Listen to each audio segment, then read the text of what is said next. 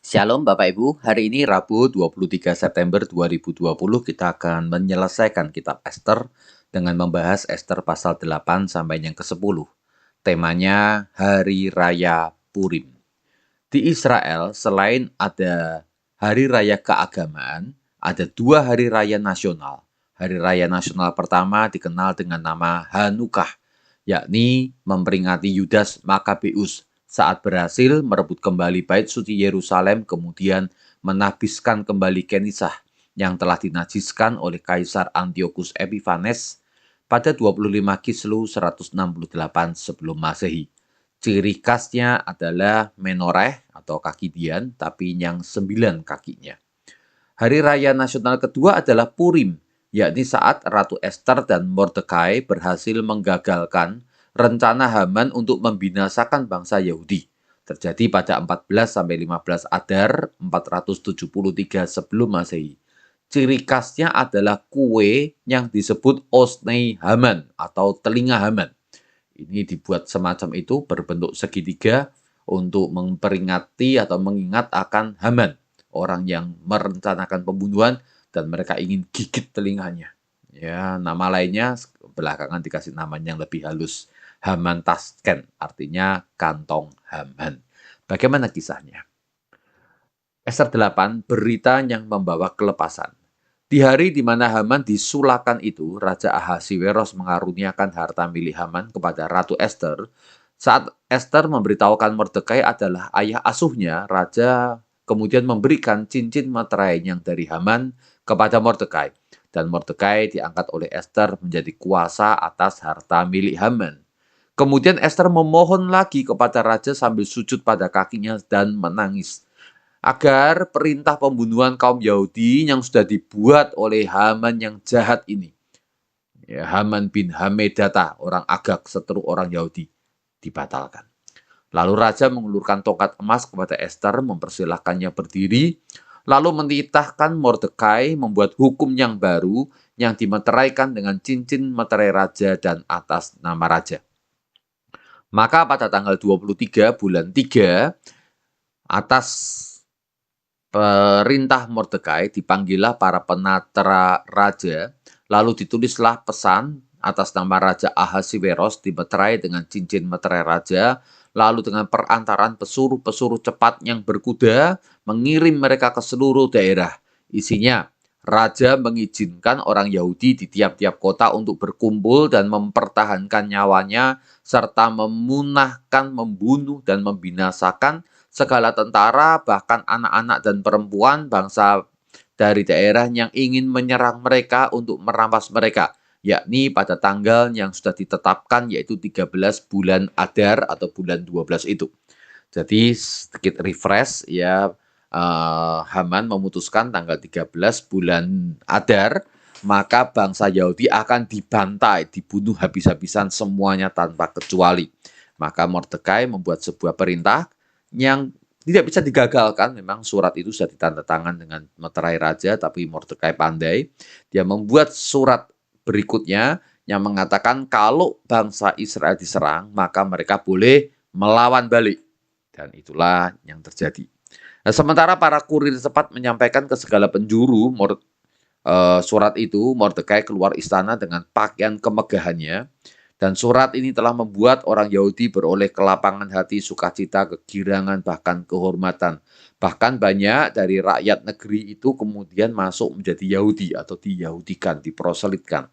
Karena mereka ditimpa ketakutan kepada orang Yahudi. Jadi waktu itu ya terjadi situasi yang berbalik. Begitu surat disampaikan, ya banyak orang malah belain Yahudi, bahkan ingin ikut menjadi atau dianggap menjadi orang Yahudi. Tanggal 13 bulan 12 saat yang menentukan itu. Musuh-musuh orang Yahudi berharap bisa membantai orang Yahudi, namun yang terjadi justru sebaliknya, orang Yahudi yang mengalahkan pembenci-pembenci mereka. Hanya yang membenci, yang berusaha untuk membunuh, yang kemudian diserang balik oleh bangsa Yahudi. Kalau enggak, ya enggak apa-apa. Mereka bisa hidup tentram dan damai di dalam kerajaan Ahasiweros ini. Jadi orang Yahudi berkumpul dalam kota-kotanya di seluruh daerah, lalu membunuh mereka yang ingin mencelakakan. Tidak ada seorang pun dikatakan tahan menghadapi mereka karena ketakutan kepada orang Yahudi telah menimpa segala bangsa. Semua pembesar daerah sampai pejabat kerajaan menyokong orang Yahudi karena takut pada Mordekai yang sudah menjadi orang kedua bagi Raja Ahasiweros. Orang Yahudi mengalahkan semua musuhnya, mereka memukul dengan pedang, membunuh, membinasakan, mereka berbuat sekehendak hatinya terhadap pembenci-pembenci mereka ini. Di dalam benteng Susan misalnya, ya orang Yahudi berhasil membunuh 500 orang termasuk 10 anaknya Haman. Ya, nama-namanya disebutkan di sana. Lalu atas permintaan Esther, anak-anak Haman itu pun kemudian disulakan dan di Puri Susan orang Yahudi boleh melakukan mempertahankan diri sampai besok harinya. Maka esok harinya dibunuhlah lagi 300 orang yang memusuhi orang Yahudi. Dan semua harta mereka dibiarkan saja tidak dirampas oleh orang Yahudi. Dari daerah yang lain di seluruh kota daerah penjuru wilayah kerajaan Media Persia itu, mereka orang Yahudi membunuh 75.000 orang. Namun sekali lagi harta bendanya tidak dirampas. Nah, 75.000 ini bukan orang yang dibunuh Yahudi, tapi orang bangsa lain yang berusaha untuk membunuh orang Yahudi. Namun ternyata mereka diserang balik. Maka pada hari yang ke-14 mereka sudah berhenti berperang, lalu semua daerah melakukan perjamuan dengan sukacita. Khusus yang di Puri Susan karena tanggal 15 tanggal 14 mereka masih melakukan perlawanan, maka perayaannya digeser esok harinya yaitu tanggal 15. Mordekai menuliskan peristiwa itu, lalu mengirimkan surat kepada semua orang Yahudi di seluruh daerah Raja Ahasiweros dan mewajibkan supaya hari Raya Purim dirayakan setiap tanggal 14 dan 15 bulan Adar. Haman telah merancang kebinasaan dengan membuang pur atau undi. Namun orang Yahudi telah mendapatkan keamanan terhadap musuhnya, duka cita berubah menjadi sukacita. Hari perkabungan menjadi hari gembira. Hari itu dirayakan dengan suasana sukacita, lalu antar mengantar makanan, dan bersedekah kepada orang miskin. Instruksi Mordekai ini diterima seluruh orang Yahudi dimanapun dan mereka berjanji akan mewariskan dari generasi ke generasi. Bahkan Ratu Esther dan Mordekai membuat surat yang kedua tentang pelaksanaan Hari Raya Purim ini untuk ditegaskan dilaksanakan seluruh umat Yahudi.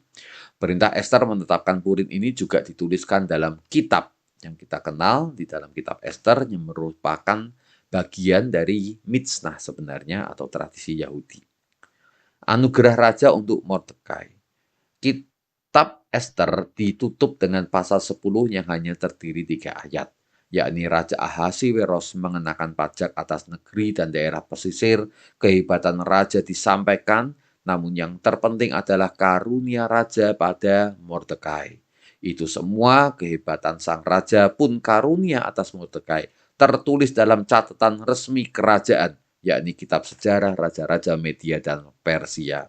Sementara itu Mordekai, orang Yahudi itu telah menjadi orang kedua di bawah Raja Ahasiweros. Ia mendapatkan kehormatan dari antara orang Yahudi, disukai orang sebangsanya sebab ia mengikhtiarkan hal-hal yang baik bagi bangsanya. Kita melihat di sini bagaimana duka cita diubah menjadi sukacita. Suasana bencana diubah menjadi suasana yang penuh dengan karunia. Mengapa? Karena ada 2 orang, Mordekai dan Esther, yang mau menjadi pahlawan Tuhan untuk membela akan nasib bangsanya. Mari kita berdoa. Kami ingin bersyukur Tuhan, karena selalu Engkau menempatkan orang-orang kunci di tengah-tengah situasi yang paling berat, supaya mereka menjadi agen perubahan yang membuat duka cita menjadi sukacita, yang membuat persoalan menjadi sebuah kesempatan, yang membuat sebuah bencana menjadi karunia. Tuhan, kalau Engkau berkenan memakai kami menjadi agen perubahan itu di komunitas kami, di tempat kerja kami, atau di kampus kami, atau dimanapun kami berada. Ajar kami untuk melihat akan Mordekai dan Esther, dan siap membayar harga untuk menegakkan kerajaan Allah di muka bumi ini. Engkau Tuhan memakai kami. Dalam Tuhan Yesus. Amin.